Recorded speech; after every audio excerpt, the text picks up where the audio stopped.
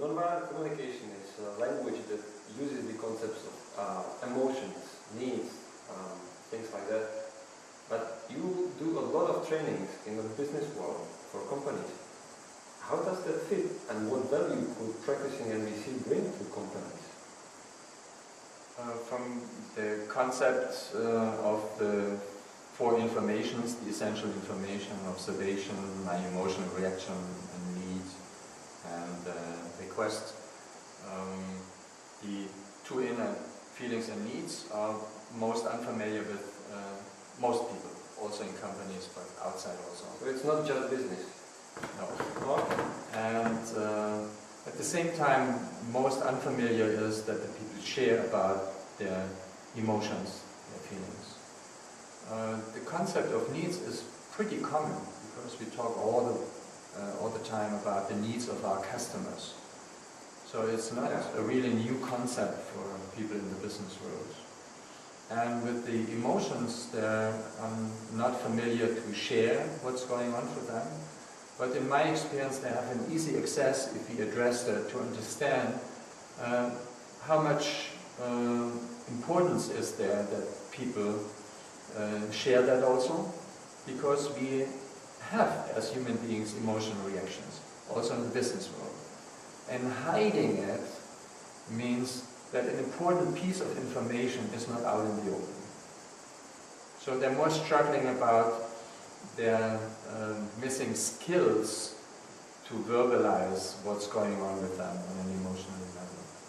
Okay, so what can help to build the skills? Like, is it just a seminar of NVC, or how do you proceed when you engage with a business company? Practice. So we give out little cards that they can carry with them every day, laminated cards with all kinds of feeling words. And the ability to look and read a feeling word and then sense inside your body if there is some resonance with that. Oh yeah, that's it. Is much more advanced than the ability to be able to phrase it and be conscious about what it is and put words to it. So exercise and practice is to again and again stop for a moment, a second, check inside, and use the help of some feeling words to check if that resonates with you. So, from what you say, is it that the people then in the company are more conscious about what's going on inside them? That's one of the effects. Not only in companies, in general, people learn that. Okay. But to take the risk to share the feelings is some step for a lot of people, and for two reasons. In 80% of their day-to-day life, if they try to express a feeling, it's not really a feeling. I feel neglected is not a feeling. It's more of a description of what I think the other person is doing to me. He is neglecting me. So the people are used, when they express feelings in 80%, it's a criticism of what the other person is doing. So that's one of the barriers that makes it hard for the people to express what they're feeling. And the second thing is that we're so used to the concept that the cause of our feeling is the behavior of another person. You make me sad. So it intends that the other person has something like a switch and they press a button and then I have a certain feeling.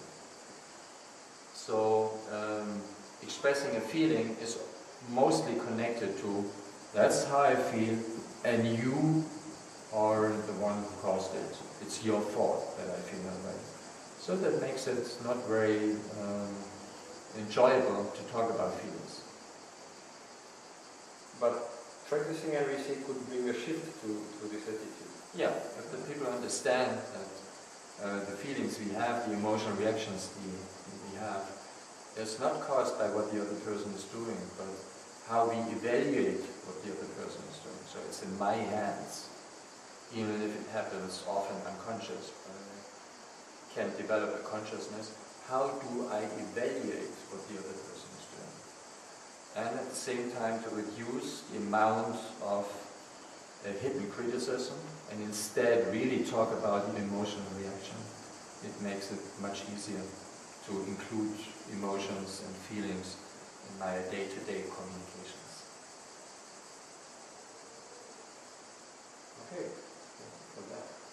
Just run out of 5 minutes. I was thinking about it, going on or not. We don't have to cut now. We just go on with through.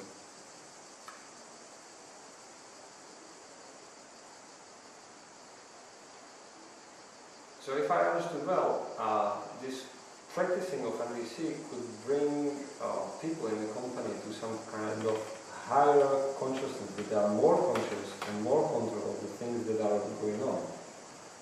Well, the question that I sometimes hear from business people is, so what is the return for the investment? Yeah. So if I invest some money to such a training, what would be a return that could be monetized on that? Yeah. In the business world, in companies, we are going in a direction that we're more and more dependent on cooperation. While we were still in the industrial age, very strongly, it was possible that a boss could say to the workers, do this, do that, do this, do that. But nowadays we are so much dependent on networking, so I can't control whether the people say by threatening a punishment on them. Yeah. I had worked with somebody in a big insurance company, and he was responsibility for an area where they made 10 millions a year. And he said, I don't have a single employee. These are all freelancers. Wow. If I'm talking to them in a top-down way, they laugh about me. So I would be completely helpless. So what we need in connection with people in networks is that they do it out of their own will, of willing to contribute. So we need cooperation. And this is a factor of success which is growing. And cooperation is highly dependent on 2 factors. The first thing, everything I do out of free will, because it makes sense to me. It's meeting my needs, for example, to make a contribution. Everything that sounds like a must or you have to is a hindrance to complete cooperation. Yeah. I can get obedience maybe, but not cooperation. And the second thing is I trust, and that's even the more important. I trust that the other person is taking my needs into consideration as their own needs. So, since this is the purpose of NVC, the attitude we go about take the needs of other persons as important as our own, this is a very important factor in getting to cooperation. Yeah. And still, what is the money value of such thing? Or how can I decide whether I invest to a training or not? Well, it's hard, like every soft skills, it can be hardly measured. So it can be measured in some environment, for example, if people are measured with how much they are selling. But since we are working nowadays in a lot of networking, and my success is not independent from that I need something from you and I need something from another side. And in these networks, cooperation is a highly underestimated factor that we are really being a high effective team and successful. But it's hard to measure those things because it's a very tricky thing to have scales where we can see this factor had exactly this outcome effect, because it's so multi-dimensional what influences our success. And so complex. So what you are saying is basically that only I as a boss could have control over the decision of investment or not. And I have to decide myself, and there's no measurement to this study. Yeah, and of course there is scientific research. You can find some on the CNBC page about, but if I bring to attention their own experience in the company. How effective are your meetings? So the people start to, oh God. And when I say, well, if the people would be able to learn to reduce what they're saying to the essential information and then come out with specific requests, meetings would be much more productive than they used to. It makes sense to them. Yeah, so productivity of the meetings would be a serious issue. And I just didn't figure out that MVC also could help in that point. Most meetings lack the ability of people who speak up to end on a specific present request. I've heard meetings for 8 hours where there was no single specific request at all. So then there is also no action. No action, no conclusion, and the people go out and say, that was a wasted time.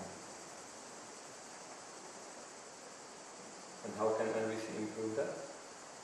Because the people learn to get to the main point, what it's really all about, what we call needs, and then try to find a specific strategy, what I would like to get back from the group right now.